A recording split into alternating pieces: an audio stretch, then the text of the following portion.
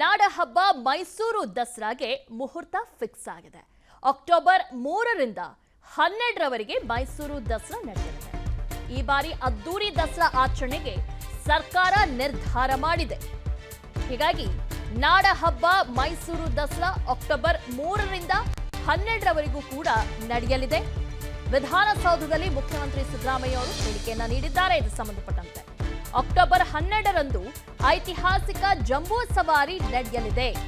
3ರಿಂದ 4 ದಿನಗಳಲ್ಲಿ ದಸರಾ ಉದ್ಘಾಟಕರು ಹೆಸರು ಕೂಡ ಘೋಷಣೆ ಮಾಡಲಿದ್ದಾರೆ. ಯಾರು ಉದ್ಘಾಟನೆ ಮಾಡ್ತಾರೆ ಅವರ ಹೆಸರನ್ನ ಘೋಷಣೆ ಮಾಡ್ತೀವಿ ಅಂತ ವಿಧಾನಸೌಧದಲ್ಲಿ ಮುಖ್ಯಮಂತ್ರಿ ಸಿದ್ದರಾಮಯ್ಯ ಹೇಳಿಕೆಯನ್ನ ನೀಡಿದ್ದಾರೆ. ಇನ್ನು ವಾಡಿಕೆಗಿಂತ ಹೆಚ್ಚು ಮಳೆ ಹಿನ್ನೆಲೆ ಅದ್ದೂರಿಯಾಗಿ ಆಚರಣೆ ಮಾಡಬೇಕು ಅಂತ ಈಗಾಗಲೇ ರಾಜ್ಯ ಸರ್ಕಾರ ಡಿಸೈಡ್ ಮಾಡಿದೆ. ವಸ್ತು ಪ್ರದರ್ಶನದಲ್ಲಿ ಸರ್ಕಾರದ ಸಾಧನೆಯನ್ನ ಬಿಂಬಿಸಲು ಸೂಚನೆ ಕೂಡ ಇದೀಗ ಕೊಡಲಾಗಿದೆ. ಈ ಬಾರಿ 21 ದಿನಗಳ ಕಾಲ ದೀಪಾಲಂಕಾರ ನಡೆಯಲಿದೆ. ಕಳೆದ ಬಾರಿ ಮೈಸೂರು ದಸರಾಗೆ 30 ಕೋಟಿ ಖರ್ಚಾಗಿತ್ತು. ಈ ಬಾರಿ 30 ಕೋಟಿ ರೂಪಾಯಿಗಿಂತ ಹೆಚ್ಚು ಖರ್ಚು ಆಗಬಹುದು. ಅದ್ದೂರಿ ಆಚರಣೆಗೆ ಎಷ್ಟು ಬೇಕೋ ಅಷ್ಟು ಹಣ ಕೊಡುತ್ತೇವೆ. ವಿಧಾನಸೌಧದಲ್ಲಿ ಮುಖ್ಯಮಂತ್ರಿ ಸಿದ್ದರಾಮಯ್ಯ ಹೇಳಿಕೆಯನ್ನ ನೀಡಿದ್ದಾರೆ. ದಸರಾ ಉತ್ಸವ 3ನೇ ತಾರೀಕಿನಿಂದ 12ನೇ ತಾರೀಕಿನವರೆಗೆ ನಡೀತದೆ. 3ನೇ ತಾರೀಕು ಉದ್ಘಾಟನೆ ಆಗ್ತದೆ. 12ನೇ ತಾರೀಕು ಜಂಬೂ ಸವಾರಿ ನಡೀತದೆ. ನಾವು 3ನೇ ತಾರೀಕಿನಿಂದ 11ನೇ ತಾರೀಕಿನವರೆಗೆ ನವರಾತ್ರಿ ಅಂತ ಕರಿತೀವಿ. 3ನೇ ತಾರೀಕು ಉದ್ಘಾಟನೆ ಯಾರಿಂದ ಮಾಡಿಸ್ಬೇಕು, ಯಾವ ಗಣ್ಯ ವ್ಯಕ್ತಿಯಿಂದ ಮಾಡಿಸ್ಬೇಕು ಅನ್ನೋದನ್ನು ಇಡೀ ಸಭೆ ಸರ್ವಾನುಮತದಿಂದ ನನಗೆ ಅಧಿಕಾರ ಕೊಟ್ಟಿದ್ದಾರೆ. ನಾನು ಇನ್ನೊಂದು 2-3 ದಿನಗಳಲ್ಲಿ ಯಾರು ದಸರಾ ಉದ್ಘಾಟನೆ ಮಾಡ್ತಾರೆ ಅನ್ನೋದನ್ನು ಘೋಷಣೆ ಮಾಡ್ತೀನಿ. ಈ ಸಾರಿ ದಸರಾವನ್ನು ವಿಜೃಂಭಣೆಯಿಂದ ಆಕರ್ಷಣೀಯವಾಗಿ ಮತ್ತು ಅರ್ಥಪೂರ್ಣವಾಗಿ ಆಚರಣೆ ಮಾಡಬೇಕು ಅಂತೇಳಿ ತೀರ್ಮಾನ ಆಗಿದೆ. ಈ ಸಾರಿ 21 ದಿನಗಳ ಕಾಲ ನಡೀತದೆ.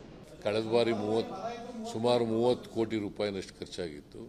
ಈ ಸಾರಿ ಅದಕ್ಕಿಂತ ಸ್ವಲ್ಪ ಜಾಸ್ತಿ ಆಗ್ಬೋದು. ದಸರಾ ಉತ್ಸವ 3ನೇ ತಾರೀಕಿನಿಂದ 12ನೇ ತಾರೀಕಿನವರೆಗೆ ನಡೀತದೆ. 3ನೇ ತಾರೀಕು ಉದ್ಘಾಟನೆ ಆಗ್ತದೆ. 12ನೇ ತಾರೀಕು ಜಂಬೂ ಸವಾರಿ ನಡೀತದೆ. ನಾವು ಮೈಸೂರು ಚಾಮುಂಡಿ ಬೆಟ್ಟ ಪ್ರಾಧಿಕಾರ ಪ್ರಕರಣ ಸಂಬಂಧಪಟ್ಟಂತೆ ಚಾಮುಂಡಿ ಬೆಟ್ಟದ ದೇವಸ್ಥಾನ ನಮ್ಮ ಖಾಸಗಿ ಆಸ್ತಿ. ರಾಜಮಾತೆ ಪ್ರಮೋದಾ ದೇವಿ ಒಡೆಯರ್ ಇದ್ರ ಬಗ್ಗೆ ಪ್ರತಿಕ್ರಿಯೆಯನ್ನ ಕೊಟ್ಟಿದ್ದಾರೆ. ಚಾಮುಂಡಿ ಬೆಟ್ಟದ ದೇವಸ್ಥಾನ ನಮ್ಮ ಖಾಸಗಿ ಆಸ್ತಿ ಎಂದು ರಾಜಮಾತೆ ಪ್ರಮೋದಾ ದೇವಿಯವರು ಹೇಳಿದ್ದಾರೆ. ಚಾಮುಂಡಿ ಕ್ಷೇತ್ರ ಅಭಿವೃದ್ಧಿ ಪ್ರಾಧಿಕಾರಕ್ಕೆ ನಮ್ಮ ವಿರೋಧ ಇದೆ. ಸರ್ಕಾರದ ಆದೇಶವನ್ನ ಕೋರ್ಟ್ನಲ್ಲಿ ಪ್ರಶ್ನೆ ಮಾಡಿದ್ದೇವೆ. ಸರ್ಕಾರ ದೇವಸ್ಥಾನಗಳನ್ನ ತೆಗೆದುಕೊಳ್ಳೋಕೆ ನೋಡ್ತಾ ಇದೆ ಅಂತ ಹೇಳಿದ್ದಾರೆ. ಅಷ್ಟೇ ಅಲ್ಲ, 2001ರಲ್ಲಿ ರಿಟ್ ಹಾಕಿದ್ದೇವೆ, ಇನ್ನು ಹೈಕೋರ್ಟ್ನಲ್ಲಿದೆ ಅಂತ ಹೇಳಿದ್ದಾರೆ. ಹೀಗಾಗಿ ಸರ್ಕಾರ ದೇವಸ್ಥಾನಗಳನ್ನ ತೆಗೆದುಕೊಳ್ಳೋಕೆ ನೋಡ್ತಾ ಇದೆ. 2001ರಲ್ಲಿ ನಾವು ರಿಟ್ ಹಾಕಿದ್ದೇವೆ, ಆದ್ರೂ ಕೂಡ ಈಗ ಸರ್ಕಾರ ಪ್ರಾಧಿಕಾರ ರಚನೆ ಮಾಡಿದೆ, ಅದು ತಪ್ಪು ಅಂತ ನನ್ನ ಅಭಿಪ್ರಾಯ ಅಂತ ಪ್ರಮೋದಾ ದೇವಿ ಅವರು ಹೇಳಿದ್ದಾರೆ. ಇದು ಹೈಕೋರ್ಟ್ನಲ್ಲಿದೆ ಈ ಪ್ರಕರಣ. ಹೀಗಾಗಿ ಈ ಸಂದರ್ಭದಲ್ಲಿ ಯಾಕೆ ಸರ್ಕಾರ ಪ್ರಾಧಿಕಾರವನ್ನು ರಚನೆ ಮಾಡಿದೆ? ಮೈಸೂರಿನಲ್ಲಿ ಪ್ರಮೋದಾ ದೇವಿ ಒಡೆಯರ್ ಅವರು ಇದ್ರ ಬಗ್ಗೆ ಪ್ರಶ್ನೆ ಮಾಡಿದ್ದಾರೆ. ಸರ್ಕಾರಕ್ಕೆ ಆಕ್ಷೇಪಣೆ ಏನು ಅಂದ್ರೆ ದೇವಸ್ಥಾನಗಳೆಲ್ಲ ಅವ್ರು ತಗೋಬೇಕು ಅಂತ. ಇಲ್ಲಿ ಮೈಸೂರು ಪ್ಯಾಲೇಸ್ ಇದ್ರ ಬ್ಯಾಕ್ಗ್ರೌಂಡ್ ಗೊತ್ತಿರಬೇಕು. ಇದು ನಮ್ದು ಕೇಸ್ ನಮ್ಮಂಗೆ ಆಯ್ತು, ಸುಪ್ರೀಂ ಕೋರ್ಟ್ ತಂಗು ನಮ್ಮಂಗೆ ಆಯ್ತು. ಅವ್ರು ಸುಪ್ರೀಂ ಕೋರ್ಟ್ ಅಲ್ಲಿ ಏನ್ ಹೇಳಿದ್ರು ಅಂದ್ರೆ ಅವ್ರು 30 ದಿನದಲ್ಲಿ ಇದನ್ನೆಲ್ಲ ಬಿಟ್ಕೊಡ್ಬೇಕು ಅಂತ ಆಯ್ತು. 30 ದಿನದಲ್ಲಿ ಅವ್ರು ಬಿಟ್ಕೊಡೋ ಬದಲು ಇಲ್ಲೂ ಒಂದು ಆಕ್ಟ್ ತಂದ್ರು, ಮೈಸೂರು ಪ್ಯಾಲೇಸ್ ಎಕ್ವಿಸಿಷನ್ ಅಂತ ಒಂದು ಆಕ್ಟ್ ತಂದ್ರು. ಆ ಆಕ್ಟ್ ಜೊತೆಗೆ ಆ ದೇವಸ್ಥಾನನೂ ತಗೋಬೇಕು ಅಂತ ಅದನ್ನು ಮಾಡಿದ್ದಾರೆ. ಎರಡೂ ಬಂದಿದೆ. ಈ ದೇವಸ್ಥಾನಗಳು ಬೇರೆ, ಚಾಮುಂಡೇಶ್ವರಿ ಬೆಟ್ಟದ ಚಾಮುಂಡೇಶ್ವರಿ ದೇವಸ್ಥಾನ, ಮಹಾಬಲಾದ್ರಿ ಅವು ಬೇರೆ. ಇದಲ್ಲದೆ ಬೇರೆ ಇನ್ನಷ್ಟು ದೇವಸ್ಥಾನಗಳಿದೆ, ಅವೆಲ್ಲ ಬೇರೆ ಬೇರೆ. ಆದ್ರೆ ಈಗ ಸದ್ಯದಲ್ಲಿ ಅವರು ಇದನ್ನು ತಗೋಬೇಕು ಅಂತ ಕೇಳಿದೆ. ಇದು ಮೊದಲೇ ಮುಜರಾಯಲ್ಲಿ ಇದೆ. ಈಗ ನಮ್ದು ಆ ಕೇಸ್ ಕೂಡ ರಿಟ್ ಅಪೀಲ್ 2001 ನಮ್ಮ ಹಸ್ಬೆಂಡ್ ಇದ್ದಾಗ ಹಾಕಿರೋ ಕೇಸು ಇನ್ನೂ ಪೆಂಡಿಂಗ್ ಇದೆ. 2001ನಲ್ಲಿ ರಿಟ್ ಅಪೀಲ್, ಅದು ಅಪೀಲ್ ಇನ್ನೂ ಪೆಂಡಿಂಗ್ ಇದೆ. ಅದಿನ್ನೂ ಡಿಸೈಡ್ ಆಗಿಲ್ಲ. ಹೈಕೋರ್ಟ್ ಅದಿರುವಾಗಲೇನೆ while that is pending.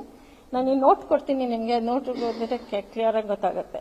While that case is pending, ಇವರು ಪ್ರಾಧಿಕಾರ ತಂದಿದ್ದಾರೆ. ದಟ್ ಇಸ್ ಆಲ್ಸೋ ನಮ್ಮ ಅನಿಸಿಕೆಯಲ್ಲಿ ಅದು ಸರಿ ಇಲ್ಲ ಅಂತ. ಆ ಕೇಸ್ ಡಿಸೈಡ್ ಆಗಬೇಕಾಗಿತ್ತು. ಆಲ್ಸೋ ಪ್ರಾಧಿಕಾರ ಇಟ್ಸೆಲ್ಫ್ ಗವರ್ಮೆಂಟ್ ಕ್ಯಾನ್ ರೆಗ್ಯುಲೇಟ್. ಕಾನ್ಸ್ಟಿಟ್ಯೂಷನಲ್ಲಿ ಗವರ್ಮೆಂಟ್ಗಳು ಏನಾದ್ರು ದೇವಸ್ಥಾನದಲ್ಲಿ ಏನಾದ್ರು ಸರಿಯಾಗಿ ನಡೆದೇ ಹೋದ್ರೆ ಏನಾದ್ರು ಆದರೆ ಅದನ್ನ ರೆಗ್ಯುಲೇಟ್ ಮಾಡ್ಬೋದು, ಬಟ್ ಓನ್ ಮಾಡೋಕ್ಕಾಗಲ್ಲ. Being A secular government, state cannot own religious institutions. ಅದ್ರ ಇದರ ಪ್ರಕಾರ ಪ್ರಾಧಿಕಾರದ ಪ್ರಕಾರ ಅವರು, ನೀವು ಓದಿರ್ತೀರ ಪ್ರಾಧಿಕಾರ, ನಾನು ತಿರ್ಗಾ ರಿಪೀಟ್ ಮಾಡಲ್ಲ, ಅದರಲ್ಲಿ ಅವರು they want to own everything including. Chamundeshwari ಕ್ಷೇತ್ರ ಅಭಿವೃದ್ಧಿ ಪ್ರಾಧಿಕಾರ ರಚನೆ ವಿಚಾರ ಸಂಬಂಧಪಟ್ಟಂತೆ ವಿಧಾನಸೌಧದಲ್ಲಿ ಮುಖ್ಯಮಂತ್ರಿ ಸಿದ್ದರಾಮಯ್ಯ ಪ್ರತಿಕ್ರಿಯೆಯನ್ನ ನೀಡಿದ್ದಾರೆ. ಪ್ರಾಧಿಕಾರ ರಚನೆ ಮಾಡಲು ನಾವು ಕಾನೂನು ಮಾಡಿದ್ದೇವೆ. ಪ್ರಮೋದಾದೇವಿ ಅವರು ಕೋರ್ಟ್ನಿಂದ ಸ್ಟೇ ತಂದಿದ್ದಾರೆ. ಮುಂದೆ ಕಾನೂನು ತಜ್ಞರ ಜೊತೆ ಏನ್ ಮಾಡಬೇಕು ಅಂತ ನಾವು ಚರ್ಚಿಸಿ ತೀರ್ಮಾನ ಮಾಡ್ತೇವೆ. ವಿಧಾನಸೌಧದಲ್ಲಿ ಮುಖ್ಯಮಂತ್ರಿ ಸಿದ್ದರಾಮಯ್ಯ ಅವರು ಹೇಳಿಕೆಯನ್ನ ನೀಡಿದ್ದಾರೆ. ಪ್ರಾಧಿಕಾರ ರಚನೆ ಮಾಡಲು ನಾವು ಕಾನೂನನ್ನ ಮಾಡಿದ್ದೇವೆ. ಈಗ ಇನ್ನೊಂದು ಕಡೆ ಪ್ರಮೋದಾದೇವಿ ಅವರು ಕೋರ್ಟ್ನಿಂದ ಸ್ಟೇ ಕೂಡ ತಂದಿದ್ದಾರೆ. ಮುಂದೆ ಕಾನೂನು ತಜ್ಞರ ಜೊತೆ ನಾವು ಚರ್ಚೆ ಮಾಡ್ತೀವಿ, ಇದ್ರ ಬಗ್ಗೆ ಚರ್ಚಿಸಿ ನಂತರ ತೀರ್ಮಾನ ಮಾಡ್ತೀವಿ ಅಂತ ವಿಧಾನಸೌಧದಲ್ಲಿ ಮುಖ್ಯಮಂತ್ರಿ ಸಿದ್ದರಾಮಯ್ಯ ಹೇಳಿಕೆಯನ್ನ ನೀಡಿದ್ದಾರೆ. ನೋಡಪ್ಪ, ಕಾನೂನು ಮಾಡಿದ್ದೀವಿ. ಪ್ರಮೋದಾದೇವಿಯವರು ಕೋರ್ಟ್ಗೆ ಹೋಗಿ ಅದು ಇಂಪ್ಲಿಮೆಂಟ್ ಮಾಡಬಾರ್ದು ಅಂತ ಸ್ಟೇ ತಗೊಂಡಿದ್ದಾರೆ. ಅದು ಕಾನೂನು ತಜ್ಞರ ಜೊತೆ ಮಾತಾಡಿ ಏನು ಮಾಡಬೇಕು ಅಂತ ಕ್ರಮ ತಗೊಂಡಿದ್ದಾರೆ. ನೋಡಪ್ಪ, ಕಾನೂನು ಮಾಡಿದ್ದೀವಿ. ಪ್ರಮೋದಾದೇವಿಯವರು ಕೋರ್ಟ್ಗೆ ಹೋಗಿ ಅದು ಇಂಪ್ಲಿಮೆಂಟ್ ಮಾಡಬಾರ್ದು ಅಂತ ಸ್ಟೇ ತಗೊಂಡಿದ್ದಾರೆ. ಅದು ಕಾನೂನು ತಜ್ಞರ ಜೊತೆ ಮಾತಾಡಿ ಏನು ಮಾಡಬೇಕು ಅಂತ ಕ್ರಮ ತಗೊಂಡಿದ್ದಾರೆ. ನೋಡಪ್ಪ, ಕಾನೂನು ಮಾಡಿದ್ದೀವಿ. ಪ್ರಮೋದಾದೇವಿಯವರು ಕೋರ್ಟ್ಗೆ ಹೋಗಿ ಅದು ಇಂಪ್ಲಿಮೆಂಟ್ ಮಾಡಬಾರ್ದು ಅಂತ ಸ್ಟೇ ತಗೊಂಡಿದ್ದಾರೆ. ಅದು ಕಾನೂನು ತಜ್ಞರ ಜೊತೆ ಮಾತಾಡಿ ಏನು ಮಾಡಬೇಕು ಅಂತ ಕ್ರಮ ತಗೊಂಡಿದ್ದಾರೆ. ಅನುಕ್ಷಣದ ಸುದ್ದಿಗಳಿಗಾಗಿ ವಿಸ್ತಾರ ನ್ಯೂಸ್ ಯೂಟ್ಯೂಬ್ ಚಾನೆಲ್ ಸಬ್ಸ್ಕ್ರೈಬ್ ಮಾಡಿ. ಹೊಸ ಸುದ್ದಿಗಳ ನೋಟಿಫಿಕೇಶನ್ಗಾಗಿ ಬೆಲ್ ಐಕಾನ್ ಕ್ಲಿಕ್ ಮಾಡಿ. ಲೇಟೆಸ್ಟ್ ಅಪ್ಡೇಟ್ಸ್ಗಾಗಿ www.vistaranews.com ವೆಬ್ಸೈಟ್ಗೆ ವಿಸಿಟ್ ಮಾಡಿ. ಅಂಗೈಯಲ್ಲೇ ಜಗತ್ತಿನ ಸುದ್ದಿ ತಿಳಿಯಲು ವಿಸ್ತಾರ ನ್ಯೂಸ್ ಕನ್ನಡ ಆಪ್ ಡೌನ್ಲೋಡ್ ಮಾಡಿ.